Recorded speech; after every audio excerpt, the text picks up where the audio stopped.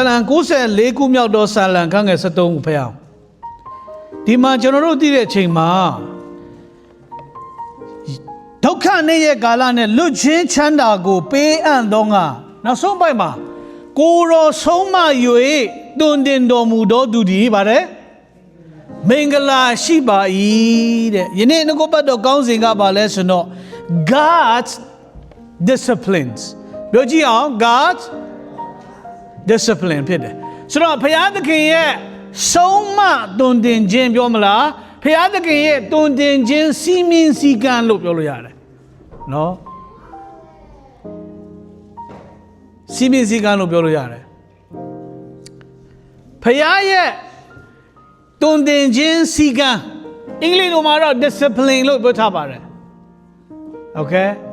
So now the Jama Guji Champion General Kwa Yuma Chipare. Yan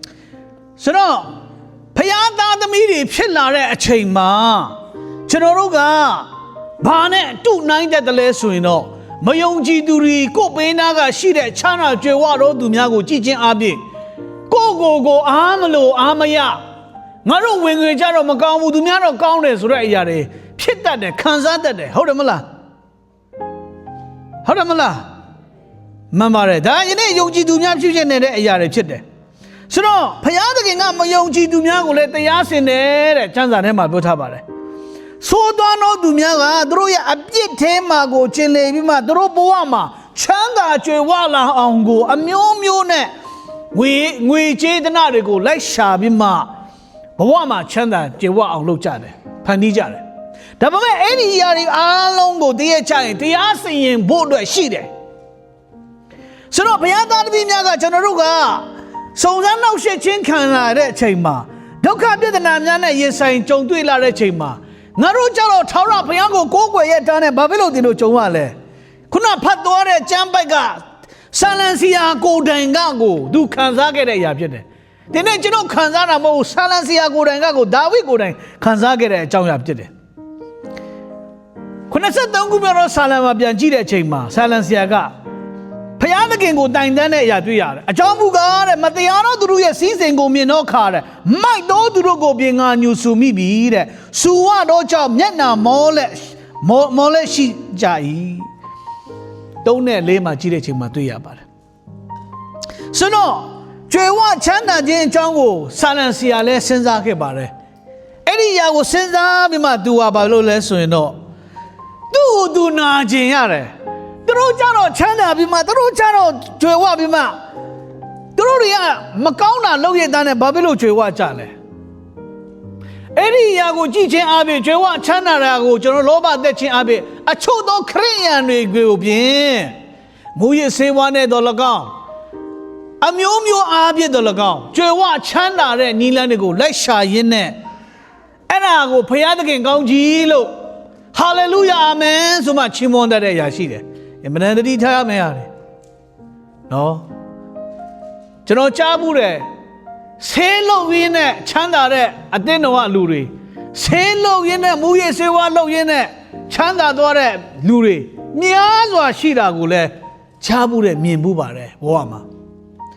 So no, any low bear, Diari Alonga, might do Yalo Core, Chanzarema, Bacole. My doya, any do alonga, Payadakinga, dear child, they are seeing Jinshi made.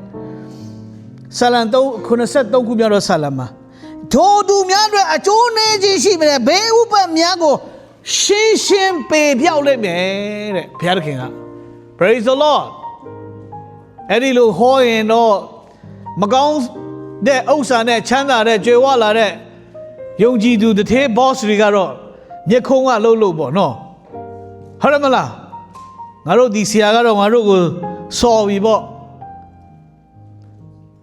No. The Tabu, Yaneha, I mean, so don't a gala, the Chide Alos, Payanda, the Yasi engine. General, news it, Jane, I mean, General look them at the Yasi engines, Rashide. That would read Tabu the Pide. Yadamo Loga Majewa Chanda, Daga, Gauno Nyalebe, Nila Mane, Suye. Payadakin, they had child, they are saying Jin Shima, Generoga, Jayalime. Believe you, Shema, Yadakin, Yamadaya Bima, seeing Jinkayalime. ရားသခင်ကတဲ့သူ့ရဲ့သားသမီးကိုတဲ့တွင်တင်ဆုံးမတယ်ပြောကြည့်အောင်တွင်တင်ဆုံးမတယ်ဟာအဲ့ဒီစကားကြားချင်လားတွင်တင်ဆုံးမတယ်လို့ပြောတဲ့အချိန်မှာအရန်ကြားချင်လားတိတ်မကြားချင်ဟုတ်တယ်မလားဟုတ်တယ်မလားဒီကလေးတွေဒီနိုင်ငံမှာကြီးတဲ့လူတွေတွင်တင်ဆုံးမကြီးလိုက်နည်းနည်းသူတို့အကြောင်းနဲ့ပတ်သက်မှပြောလိုက်ညနာချစ်ချင်းပြောင်းတယ်သူတို့ကိုအမွန်းတင်အောင်ပြောလိုက်အော်ခီရီဟာလာသွားဘယ်နှချောင်းရှိတယ်ရှေ့ဟာအကုန်လုံးမြင်အောင်ရှိမှာပဲပြောမှာပဲနော်မယုံကြည်သောသူများကိုကြည့်တဲ့အချိန်လဲဖျားသခင်ကအဲ့ဒီလူတွေကိုအခွင့်အထူးမပေးထားတဲ့အရာလည်းများစွာရှိပါတယ်ဆိုတော့ယုံကြည်သူများတဲ့မှာကိုဖျားသခင်ကအခွင့်အထူးကောင်းကြီးပေးထားတဲ့အရာရှိတယ်ကောင်းကင်ဘုံနဲ့ဆိုင်တဲ့ယုံကြည်သူများဖြစ်တဲ့ကြောင့်မို့ကျွန်တော်တို့ကိုဖခင်ရဲ့တွင်တင်ဆုံးမမှုအောက်မှာကိုအသက်ရှင်ခိုင်းစေခြင်းတယ် Praise the Lord ဒါကိုကျွန်တော်နားလည်ရမယ်ဆုံးမတယ်လို့တွင်တင်ဆုံးမတွင်တင်တယ်လို့ပြောတဲ့ချိန်ဘာကိုဆိုလို့လဲဆုံးမတွင်တင်တယ်ဆိုတာကလေးကိုလက်ကျစ်တင်ကြားပေးခြင်းဖြစ်တယ်ဗါလဲတင်ကြားပေးခြင်းဖြစ်ပါတယ်ဆိုတော့ဖခင်နဲ့မိခင်တူကသူ့သားသမီးတွေကိုလက်ကျစ်တင်ကြားပေးခြင်းကဘာဖြစ်ဖို့လို့တင်ကြားပေးတာလဲဘာဖြစ်စေခြင်းလို့တင်ကြားပေးတာလဲသားသမီးတွေကိုကောင်းစေခြင်းလို့သားသမီးတွေကိုဘုရားသခင်ရဲ့အလိုတော်ထဲမှာလိုက်လျှောက်လာဖို့မိမိသားသမီးကိုတင်ကြားပေးခြင်းကအမတန်မှငါတို့တဲ့ထက်မြက်တော်သူဖြစ်လာဖို့အတွက်တင်ကြားပေးတာမဟုတ်ဘူးလားအဲ့ဒီလိုနဲ့ကိုယ်သားသမီးကိုကိုကအာယုံစိုက်ကြတယ်ဟုတ်တယ်မလားဆိုတော့ဖခင်သူကသားသမီးတို့နဲ့ဆုံးမတယ်ဆိုတဲ့အချိန်မှာမိခင်တွေတို့နဲ့ဆုံးမတယ်ဆိုတဲ့အချိန်မှာကိုယ်သားသမီးကနာခံတတ်လာအောင်လည်းဖြစ်တယ်မှန်ကန်တဲ့အရာပေါ်မှာရွေးချယ်တတ်လာအောင်လည်းဖြစ်တယ်ရိုးသားလာအောင်လည်းဖြစ်တယ်လို့သူတို့ကိုသူတို့စူးစမ်းတတ်လာအောင်ကိုပညာတော်လာအောင်ကိုယဉ်ကျေးတတ်လာအောင်ကိုသူများအခြားတို့ကို respect ချစ်လာအောင်ကိုတင်ကြားပေးခြင်းတယ်တင်ကြားပေးကြတာဟုတ်တယ်မလားဒါမိဘရဲ့တာဝန်ဖြစ်ပါတယ်ဒါကြောင့်မို့ဖခင်ကောင်းများကသူ့သားသမီးတွေကိုအမြဲတမ်းငယ်ရွယ်စဉ်ကစပြီးတော့လက်ကျစ်တင်ကြားပေးတယ်သူ့သားသမီးတွေကိုရင့်ကျက်လာဖို့အတွက်အချိန်တိုင်းအမြဲတမ်းကိုကြည့်ရှုစောင့်ရှောက်ပြီးမှသားသမီးတွေရဲ့အရေးကိုမျက်စိတောက်ထောက်ကြည့်နေတယ်ထိုနည်းတူကျွန်တော်ထာဝရဘုရားသည်လည်းကျွန်တော်တို့ကိုဘုရားရဲ့မျက်စံနဲ့တောက်ထောက်ကြည့်နေတယ်ဟာလေလုယာဘာလို့လဲတင်ကြားပေးတယ်ဆုံးမတွင်တင်တယ်တင်မားနေတဲ့နေရာကနေပြန်လေ့လာဖို့အတွက်ဘုရားတကယ်ကျွန်တော်တို့ကိုတင်ကြားပေးတယ်မိမိရဲ့သားသမီးတွေဒီလိုမဖြစ်လာဖို့အတွက်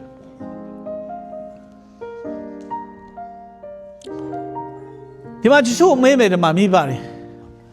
တော်ရင်တွေပါရာပြန်ပေးလိုက်သူ့ရဲ့သမီးကိုဘာကိုဖြစ်စေချင်တယ်လဲဘာဖြစ်လဲဆိုတော့ကောင်းတာဖြစ်စေချင်လားဘယ်လိုကောင်းတာဖြစ်စေချင်လဲ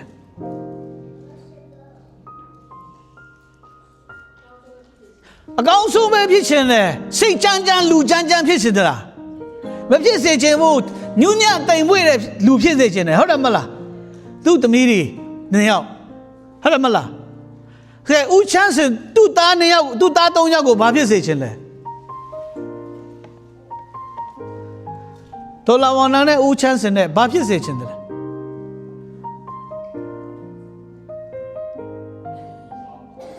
သားသမီးကောင်းဖို့အတွက်တွင်တင်တယ်ဟုတ်တယ်မလားဆိုတော့ဘယ်မိဘမှ look at here all the children ဘယ်မိဘမှတင်တို့ကိုလည်းသိုးသွင်းအောင်ကိုမတွင်တင်ဘူးအင်မတန်ချစ်လွန်အားကြီးလို့တင်တို့ကောင်းအောင်တင်တို့လူဖြစ်လာအောင်တင်တို့ဟာဘုရားကိုကြောက်ချစ်တတ်လာအောင်ပဲတွင်တင်ပေးတယ်ကဲဦးရှိရင်နဲ့တော်မြတ်ကိုမဲမယ်ခင်ကိုဘာဖြစ်စေချင်တယ်လဲလိမ္မာပြီးမှအောင်မြင်တဲ့သူဖြစ်စေချင်တယ်တဲ့ဒီမှာစဉ်းစားနော်သူတို့မိဘတွေသူ့သားသမီးကိုဖြစ်စေချင်တဲ့အဲ့ဒီအရာထက်ထာဝရဘုရားကတဲ့ဒီသားသမီးတွေကိုပို့ပြီးမှဖြစ်စေချင်တယ် praise the lord ဖြစ်စေချင်တဲ့အရာရှိတယ်နော်ဒါကိုကျွန်တော်တို့နားမလည်မချင်းကကျွန်တော်တို့ကဟာငါတို့ကြမ်းမှဒီလိုဖြစ်ရလားငါတို့ကြမ်းမှဆင်းရဲရသလားဆိုတဲ့အရာတွေကျွန်တော်တို့ကကြုံတွေ့ခံစားတတ်တာတယ်ဒါတွေကကျွန်တော်တို့ပြောင်းလဲဖို့အတွက်ဖြစ်တယ် ဒါကြောင့်မို့ဖခင်တခင်ကကျွန်တော်တို့ကိုတဲ့ဘာဖြစ်စေခြင်းလဲနှုတ်ကပတ်တော်နဲ့အစဉ်မြေကျွန်တော်တို့ကိုမိသားရဖွဲ့စေခြင်းနဲ့နော်တင်းအောင်ဆရာတွေကိုနှုတ်ကပတ်တော်ဟောကြားတာအလကားဟောခိုင်းတာမဟုတ်ဘူးဖခင်တခင်အလိုတော်ထဲမှာကိုပြန်ဝင်လာဖို့အတွက်ဖခင်တခင်ရဲ့အနုညတ်တိမ်မွေးတဲ့နှလုံးသားရှိလာဖို့အတွက်အမြဲတမ်းကိုတွင်တင်ပေးပါတယ်ဖခင်တခင်ကသူ့ရဲ့တာသမီများအားဘဝအချင်းတွေများအပြည့်ကျွန်တော်တို့ကိုဆုံးမတွင်တင်တယ်ဘာလဲလဲဘဝအချင်းတွေများအဖြစ်နော်ဆိုတော့ဆုံးမတွင်တင်တယ်ဆိုတဲ့အကြောင်းကိုကျွန်တော်တို့ပြန်ပြီးမှ emphasize လုပ်တယ်တမဟောင်းထဲမှာကြည့်တဲ့အချိန်မှာယာကုပ်အကြောင်းပါတယ်ဗါတယ်ယာကုပ်နဲ့ပတ်သက်တဲ့အကြောင်းနဲ့ကျွန်တော်တို့ကကြည့်ပြီးမှခံယူရအောင်ယာကုပ်ရဲ့အဖြစ်အပျက်ကိုကြည့်တဲ့အချိန်မှာဖယားသခင်ရဲ့သားသမီးဖြစ်တယ်သူ့ကိုဖယားသခင်ကဆုံးမတွင်တင်တဲ့အရာသူဘဝအခြေအနေကိုအသုံးပြုပြီးမှယာကုပ်ကိုဆုံးမတွင်တင်ခဲ့တဲ့အရာကိုကျွန်တော်ပြန်ကြည့်အောင်ယာကုပ်ဟာအကျင့်စာရိတ္တကောင်းတဲ့သူမဟုတ်ဘူးတင်ရောကောင်းသလားမကောင်းပါဘူးသူဟာအင်မတန်လိမ္မာပါနာပြီးမှကောက်ချစ်ယုံတာမကဘူးလောဘကြီးတော်သူဖြစ်တယ်မယိုးမသားလုပ်တော်သူဖြစ်တယ်အခြားသောသူများကောင်းစားနေတဲ့အရာတွေကနဲ့ခိုးချင်တဲ့လူအဲ့ဒီမြေတန်းကိုအဲ့ဒီထက်ကနဲ့ခြားသောကောင်းစားမဲ့လူချင်တဲ့လူလောဘကြီးတဲ့လူဖြစ်တယ်နော်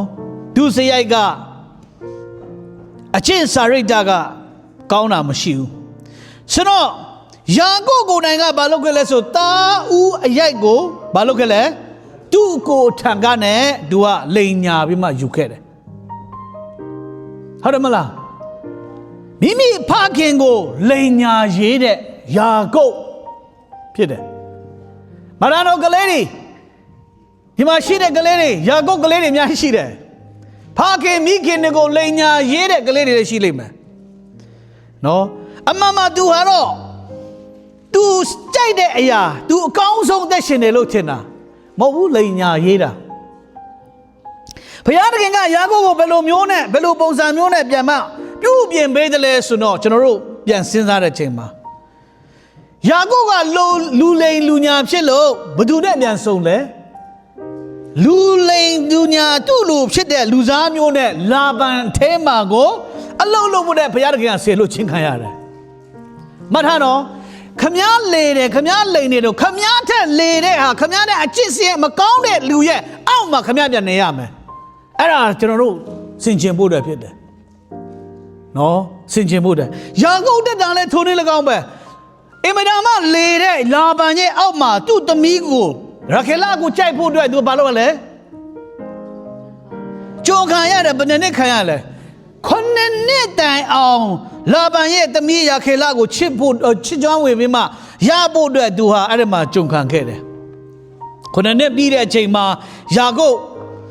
ဝမ်းမြောက်ဝမ်းသာစွာနဲ့ကျမ်းစာကဘာပြောလဲဆိုယာကုပ်ရာခေလဒီမှာကြည့်တဲ့အချိန်မှာကျွန်တော်တို့ကြုံခံတာ9နှစ်ပြည့်စုံမပြောဘူးလားငါတော့ငါချစ်တဲ့သူနဲ့ညားတော့မယ်ရာခေလနဲ့ပုံမှာညားတော့မယ်မနဲ့လာဗန်ကလည်းသူ့သမီးရဲ့မင်္ဂလာပွဲကိုအားလုံးကိုပြင်သူကိုယ်တိုင်ပြင်ဆင်ပေးတယ်ပွဲပြီးဆုံးသွားတဲ့အချိန်မှာယာကုပ်ကသူအလိန်ခံရတာကိုသူနောက်မှသိတယ်ဘသူနဲ့အစားထိုးလိုက်လဲရာခေလရဲ့အမကြီးဘာတူလဲလေအာနဲ့အစားထိုးခြင်းခံရတယ်9နှစ်လုံးသူချစ်ကြိုက်ကြွားဝင်တဲ့လူရဖို့အတွက်ကြုံခံခဲ့တာနောက်ဆုံးမှသူအလိန်ခံရတယ်ခမည်းတနေ့အလိန်ခံရတာကနည်းနည်းခံတာသေးတယ်သူဆို9နှစ်ကျွန်တော်တို့တစ်ချိန်လင်ခံရရင်တို့စိတ်မဆိုးဘူးလားစဉ်းစားကြည့်ပါ9နှစ်တိုင်အောင်လင်ခံရတယ်ဆိုနေတဲ့အရာမဟုတ်ဘူးအဲ့ဒါဘာလို့လဲသူအကျိုးဆက်ကိုသူပြန်ခံရတယ်သူလိန်ခဲ့လို့အကျိုးဆက်ကိုသူပြန်ခံရတယ်ဆိုတော့အခြားသောမိန်းမတယောက်လက်ထက်သွားတာကိုသူသိသွားတယ်အဲ့ဒီချိန်မှာသူအရန်ကိုစိတ်မကောင်းမနဲ့ရာခေလကိုပြန်ရဖို့တဲ့နောက်ထပ်ဘာလို့လဲ9နှစ်ပြန်ကြုံခံတယ်စုပေါင်းအနှစ်20နီးပါးကြုံခံပြီးမှလာဗန်ရဲ့လေစားခြင်းခံတဲ့လိန်တဲ့နေရာမှာသူဖခင်တခင်ကသူ့ဘဝအသက်တာကိုပြုပြင်ပေးခဲ့တယ်နော်ပြုပြင်ခဲ့တယ်ဒီတော့ထဲမှာသူဟာလောက်ခလာစာကို10ချိန်တိုင်ပြောင်းလဲပေးခဲ့တယ်လာဗန်ကလေ နောက်ဆုံးမှာယာကုပ်ကဘာလဲဆိုတော့ဟာရန်နေမြေကိုသူဆွတ်ခွာပြီးမှမိမိအိမ်တို့ရကောင်းပြီနောက်ဆုံးမှာသူရသွားတဲ့ချိန်မှာရာခေလကိုခေါ်ပြီးမှပြန်တဲ့ချိန်ဘာဖြစ်လဲလမ်းတော့မှာရာခေလဖျားပြီးမှဖြစ်သွားတယ်ဆုံးသွားတယ်သူရတဲ့နောက်ဆုံးတလောက်ထိနှစ်ချိန်တိုင်အောင်ကြုံခံမရတဲ့မိမတော်မှလမ်းတော့ရတော့ဆုံးသွားတယ်ယာကုပ်ရဲ့အချစ်ဆုံးစဉ်းစားကြည့်ပါယာကုပ်ရဲ့အချစ်ဆုံးသားဖြစ်တဲ့သူကဘာတူလဲယောသပ်ဗမာလူကတော့ယောသပ်ပေါ့ယောသပ်ကလည်းတဲ့သူမနာလူတဲ့သူညီကိုတွေကဖြစ်တဲ့ဘာလို့လဲလဲကျွန်အပြစ်ရောင်းစားခြင်းကိုခံခဲ့ရတယ်သူသူ့သားသမီးသားတွေကလည်းယောဇက်ရဲ့အကိုတွေကလည်းသူ့အဖေယာကုပ်ကိုဘာလို့လဲလိမ့်လေတယ်ဟောယောသပ်ကတားရဲ့အကောင်တွေကတပ်ဖြတ်ခြင်းခံရပြီပဲအဖေရဲ့ဆိုမှသူ့အဖေကသူ့ချစ်ဆုံးသားယောသပ်တည်ဆုံးသွားကိုယုံကြည်ပြီးမှသူနှစ်ပေါင်းများစွာသူငိုကြွေးမိတမ်းခဲ့တယ်ဆိုတဲ့အရာကိုတွေ့ရပါတယ်ဒီမှာဒီနေ့မှာကျွန်တော်ပြန်ကြည့်အောင်ယာကုပ်အခြားသောသူများကိုလိန်ညာခဲ့လို့သူကိုယ်တိုင်ပြင်းဘာလို့ကလဲလိန်ညာခြင်းမှာခံခဲ့ရတယ်မရှိတဲ့ကလေးတွေတော့အဲ့ဒီຢာတွေကိုတတိထားပါအဖေအမေကိုလိန်လိုက်တဲ့အရာကလွယ်လွယ်လေးပဲထင်တာမဟုတ်ဘူးခမည်းကိုပြန်လိန်မဲ့အရာပြန်ခမည်းမျိုးစေ့ကြေးတာနဲ့အတူတူပဲနော်ဒါကိုကျွန်တော်တို့နားလည်ဖို့အတွက်ဖြစ်တယ်ဆိုတော့ဆုံးမတွင်တင်တယ်ဆိုတဲ့အချိန်မှာဘုရားသခင်ကအဲ့ဒါဖြစ်တယ်ယာကုပ်ရဲ့အချစ်စာရိတ္တကိုပြောင်းလဲပေးစေခြင်းလို့ဆုံးမတွင်တင်တာဖြစ်တယ်မှတ်ထားပါနောက်ဆုံးမှာအရင်ကနဲ့မတူတဲ့ယာကုပ်ဖြစ်သွားပြီယာကုပ်ဟာအမတန်မှကောက်ကျစ်သောလူလိန်အရင်ကတော့ဖြစ်တဲ့ရှင်ခဲ့တယ်ဒါပေမဲ့ဘုရားနဲ့တွေ့တဲ့အချိန်မှာသူဟာအမတန်နုညံ့တိမ်ပွေ့တော်သူဖြစ်လာတယ်နေချတော်သူဖြစ်လာတယ်ရင်းကြံတော်သူဖြစ်လာတယ်ဘုရားနဲ့အတူအသက်ရှင်လျှောက်လန်းတော်သူဖြစ်လာတယ်နောက်ဆုံးမှာတကဘာလုံးမှာတကိုးကြီးဆုံးဘုရင်လို့သတ်မှတ်ခံရတဲ့ဖာရောဘုရင်တော်မှယာကုပ်ရဲ့အရှိမဥညွတ်ချပြီးမှယာကုပ်ကိုကောင်းကြီးပေးတဲ့ဘုရားကိုသူကြောက်လာခဲ့တယ်ယာကုပ်ရှေ့မှာဥညွတ်ချခဲ့တယ်သူဖြစ်လာတယ်ယနေ့ကျွန်တော်တို့လည်းယာကုပ်လိုပဲကျွန်တော်တို့အသက်တာတွေရှိနေတယ်စင်ကြင်ဖို့အတွက်နော်ဘုရားမျက်မှောက်တော်ထဲမှာလာတဲ့ကောက်ကျစ်နေတဲ့အရာတွေရှိနေတယ်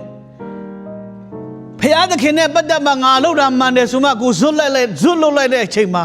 အဲ့ဒီအမင်္ဂလာပြန်ခံရတာနော်ဘသူကစိုက်တာလဲကိုပဲစိုက်တာဘုရားမစိုက်ဘူးနော်ယာကုပ်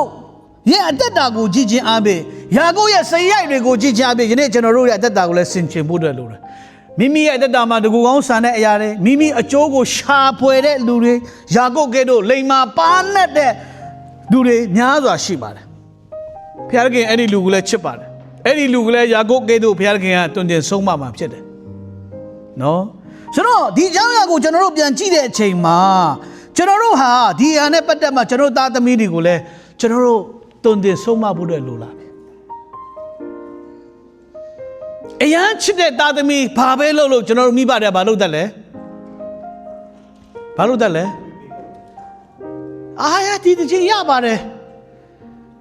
မိဘနှစ်ပါးကသားသမီးချစ်တဲ့လူရှိတယ်ဟုတ်တယ်မလားမတိမတာနဲ့ချစ်တဲ့လူရှိတယ်သားသမီးတပုံထဲမှာလေအားလုံးကတော့သူချစ်တယ်ဒါပေမဲ့မတိမတာနဲ့မျက်နှာသာပေးတဲ့သားသမီးတွေရှိတတ်တယ်နော်အဲ့ဒါကိုကျွန်တော်ဆင်ခြင်ရမယ်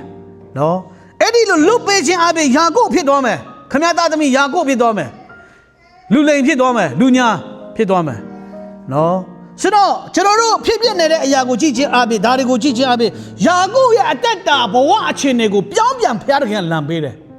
ကျွန်တော်တို့အသက်တာကိုလည်းဘုရားသခင်ပြောင်းပြန်လမ်းခြင်းတယ်ဘာလို့လဲတင်ကယာကုပ်ကဲ့သို့လိန်ညာတော်သူမဖြစ်စေခြင်းဘူးတင်ကိုယာကုပ်ကဲ့သို့အင်မတန်မှနုညံ့တိမ်မွေ့တော်သူပြောင်းလဲတော်သူဖြစ်စေခြင်းလို့ဘဝအခြေအနေကိုကျွန်တော်တို့ဘဝအခြေအနေကိုဘုရားကအသုံးပြုပြပြောင်းလဲတယ်အဲကြောင့်မို့ဘုရားကပြောကြည့်အောင်ဘုရားသ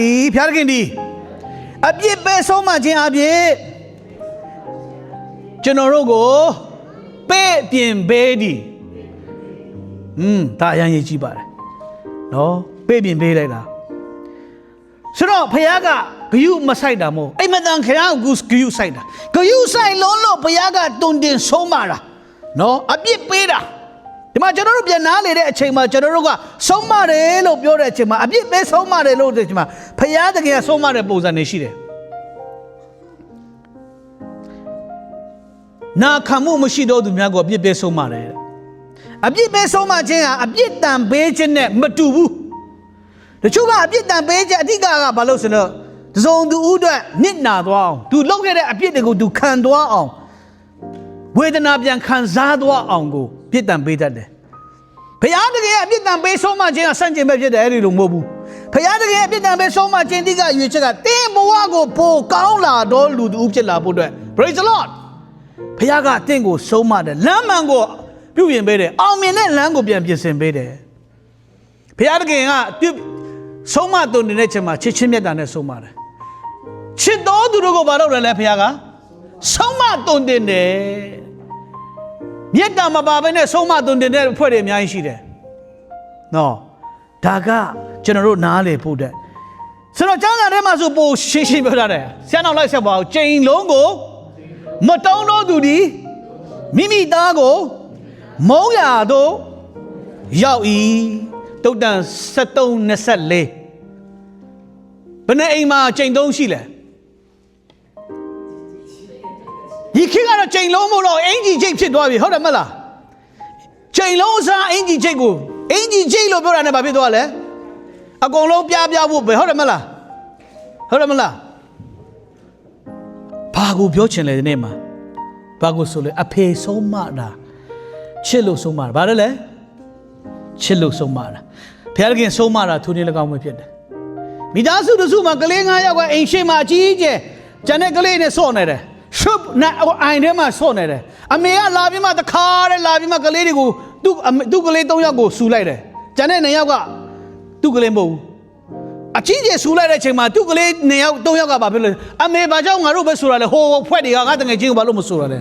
အဲ့ဒါငါသားသမီးမဟုတ်ဘူးတဲ့အဲ့ဒါဘုရားခင်ထိုးနေ၎င်းပဲတင်းကိုတွင်တင်ဆုံးမတာဖခင်ရဲ့တာသမီတင်ဖြစ်လို့တင်းကိုဆုံးမတာဖြစ်တယ်ဟာလေလုယာဒါကိုနားလေရမယ်ဒါကိုနားလေတဲ့အချိန်မှာအော်ငါတို့ဘုရားခင်ဘလောက်ချစ်လဲဘုရားခင်ငါတို့ကိုတွင်တင်ဆုံးမတာဘလောက်ထိချစ်လဲဘုရားခင်အပြစ်ပေးခြင်းကကျွန်တော်တို့ဘဝကိုပြောင်းလဲဖို့အတွက်ဖြစ်တယ်ဆိုတော့အရာကိုကျွန်တော်တို့နားလေဖို့အတွက်အမြဲတမ်းအရေးကြီးပါတယ်ဒါကြောင့်မို့ဘုရားခင်ဆုံးမတဲ့အချိန်မှာအမြဲတမ်းတတိထားဖို့အတွက်ကတော့ကျွန်တော်တို့ကဖခင်ရဲ့ဆုံးမတော်မူခြင်းကိုမထီမဲ့မပြုတ်ဖို့တဲ့အရာကြီးကြီးတယ်ဘာမလို့ရဘူးလဲအဲ့ဒါကိုသတိထားရမယ်မထီမဲ့လို့ပြောတဲ့အချိန်မှာအရေးမပါတယ်လို့ဆက်ဆံနေရမလို့ရဘူးအရေးမပါတယ်လို့ကိုကလုပ်နေတဲ့အရာတွေဘယ်တော့မှမလို့ရအောင်ဖခင်ရဲ့ဆုံးမခြင်းမှာအရေးမပါတယ်လို့တင်လစ်လူရှုထားနေတဲ့၍တင်ဟာအဲ့ဒီဆုံးမခြင်းထဲမှာယာကုပ်ကဲ့သို့နောက်ထပ်9နှစ်ပြန်ခံရမယ်ဒါကိုကျွန်တော်ဆင်ခြင်ရမယ်နောက်တစ်ချက်ကဘာလဲဆိုတော့